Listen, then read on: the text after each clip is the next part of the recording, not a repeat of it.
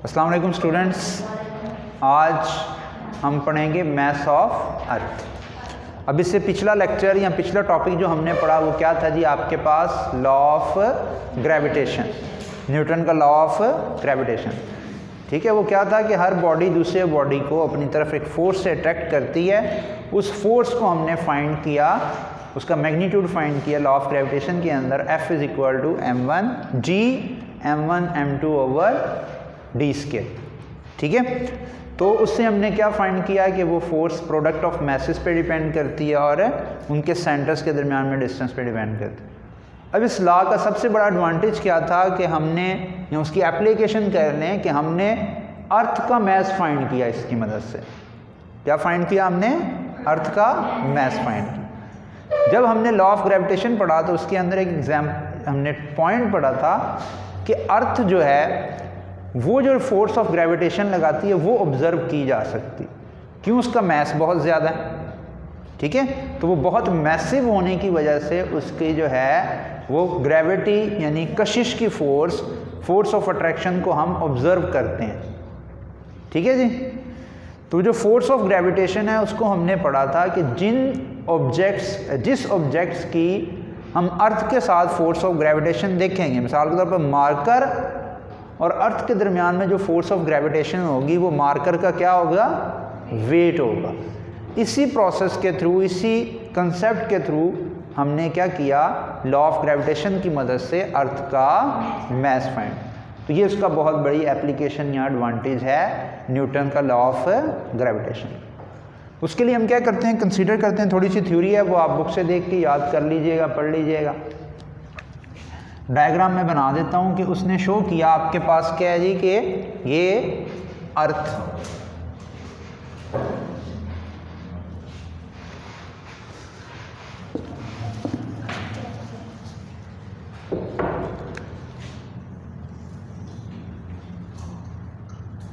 ठीक है, ये आपके पास क्या है जी?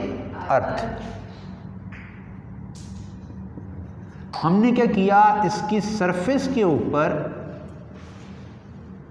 एक ऑब्जेक्ट कंसीडर किया, बिल्कुल सरफेस ऑफ द अर्थ के ऊपर। Consider a box and object on the surface of the अर्थ। ठीक है, the mass of the box is small m। हमने उस जो ऑब्जेक्ट है उसके जो मैस दिया उसको स्मॉल m दिया। अर्थ का जो मैस है वो आपके पास क्या होता है जी? कैपिटल M और उसके साथ छोटा सा e लिखा जाता है, यानी मैस ऑफ द अर्थ। इसके लिए सिंबल हमने ये इस्तेमाल किया। अब अर्थ आपके पास तकरीबन एक राउंड शेप है जो मेरे से चाहे नहीं बनी हो, तो उसका हम क्या निकालते हैं? रेडियस फाइंड करते हैं। तो वो आपके पास कितना है जी? Capital R। रेडियस क्या होता है कि किसी भी सर्कुलर बॉडी में उसके सेंटर से उसके किसी भी एज तक का डिस्टेंस।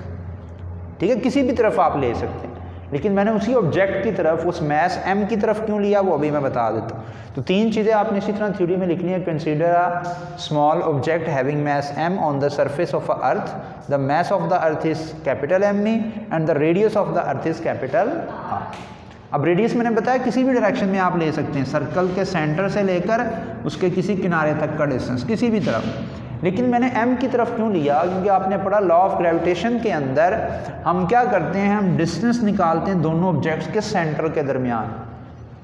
तो जो तकरीबन आपका रेडियस ऑफ द अर्थ है वही centre, the distance between the centre of the earth and the mass small है, यानी इन दो ऑब्जेक्ट्स का दरमियानी फासला भी r ही है तकरीबन। ठीक है, छोटा सा तो ऑब्जेक्ट है, वो अर्थ से कितना के हाइट पे होगा? ठीक है, मिसाल के तौर पर हम अर्थ पे खड़े हैं तो अर्थ का जो रेडियस बनता है वो मेरे सेंटर से, किसी भी ऑब्जेक्ट के सेंटर से कितना ज़्यादा फासले पर होगा?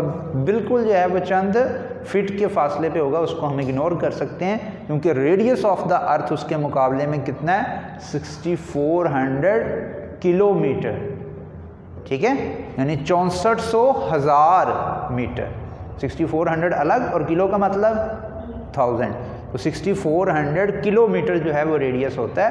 तो इसलिए हम इसका जो छोटा सा सेंटर से जो डिस्टेंस बनता है उसको हम इग्नोर कर सकते हैं। तो अप्रॉक्सीमेटली दोनों क्या है, रेडियस ऑफ द अर्थ यहाँ पर लिख देता हूँ मैं, radius of earth is equal to the distance between the centres of mass between the centers of mass m and earth। ठीक है, अर्थ और मास m के दरमियान में जो डिस्टेंस बनता है उन दोनों को हम सेम ही लेते हैं, यानी रेडियस के बराबर ही लेते हैं इस डिस्टेंस को और आप रेडियस ऑफ अर्थ को। ठीक है, अब लॉ ऑफ ग्रेविटेशन के मुताबिक जो ग्रेविटेशनल फोर्स होगी,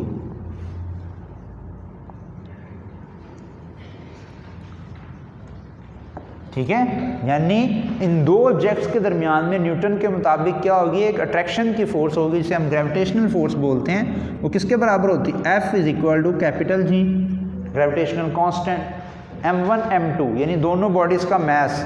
यहाँ पर m1 और m2 नहीं है, एक के लिए सिंबल इस्तेमाल हुआ है me, दूसरे के लिए स्मॉल m, और नीचे क्या था d स्केयर। यहाँ पर d डिस्टेंस नहीं है, यहाँ पर डिस्टेंस मैंने ये लाइन में भी लिख दिया है, वो किसके बराबर है, रेडियस के बराबर है। तो आपके पास फार्मूला क्या बना, g capital M small m over r square.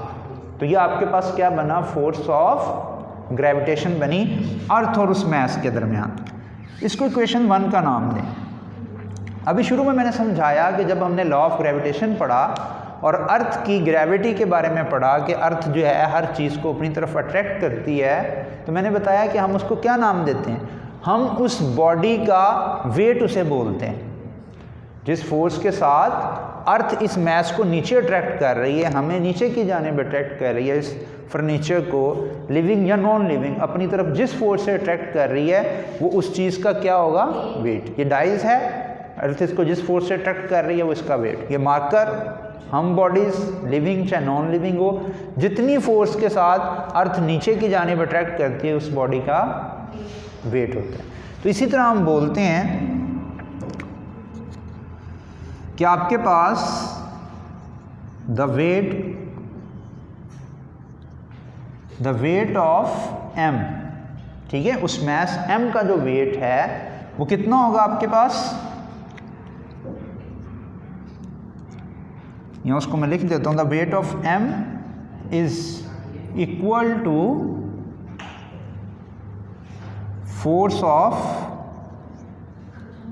Gravitation.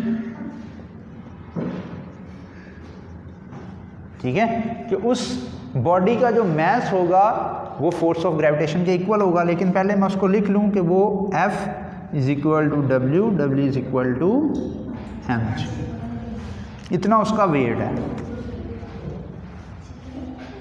ठीक है, तो जितना उसका वेट होगा वो किसके बराबर होगा, फोर्स ऑफ ग्रेविटेशन। अर्थ जो फोर्स उस पर लगा रही है अट्रैक्शन की, उसके बराबर होगा, और उसकी डायरेक्शन हमेशा डाउनवर्ड होती है। इसीलिए तमाम ऑब्जेक्ट्स जो हैं वो नीचे की जानिब फॉल करते हैं, और वो न्यूटन के भी सर पे एप्पल इसीलिए लगा था कि वो भी डाउनवर्ड मूव कर रहा था। अब न्यूटन के इस पॉइंट के मुताबिक, इस कानून के मुताबिक, आपके पास फोर्स ऑफ ग्रेविटेशन F, जिसको यहाँ पर सिंबल दे लेते हैं Fg का, वो आपके पास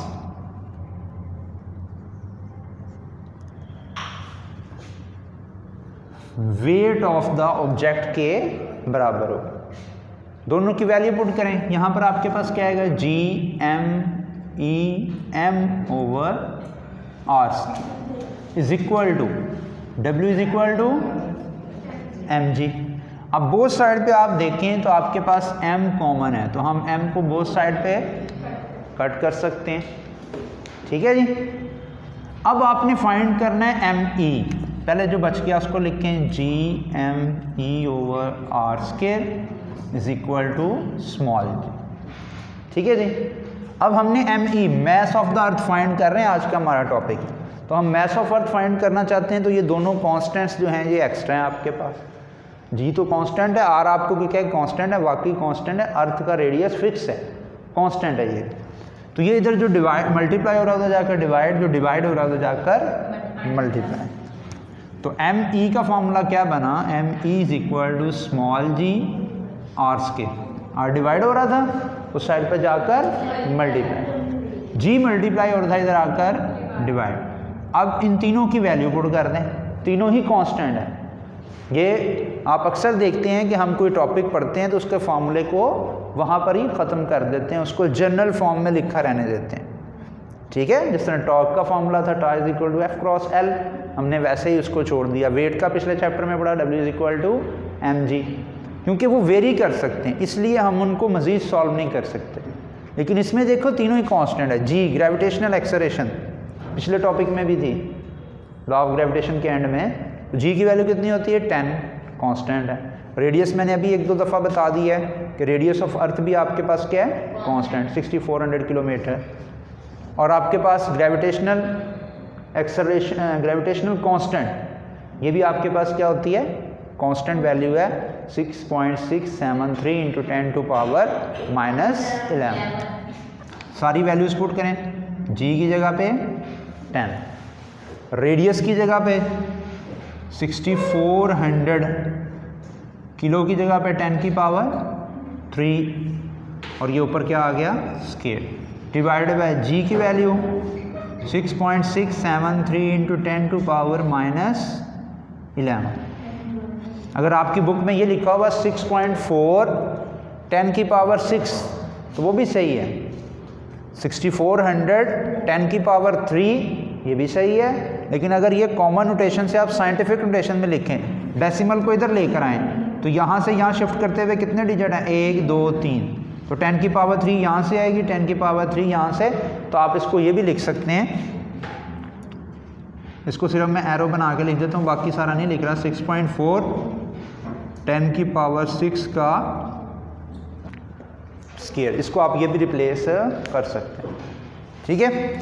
ये ज़्यादातर आसानी से याद रहती है इसलिए हम वो नहीं याद रखते, आसान है। 6400 किलोमीटर रेडियस ऑफ अर्थ जो ज़्यादातर आपको लिखा हुआ मिलेगा बुक्स के अंदर वो 6400 किलोमीटर में लिखा मिलेगा।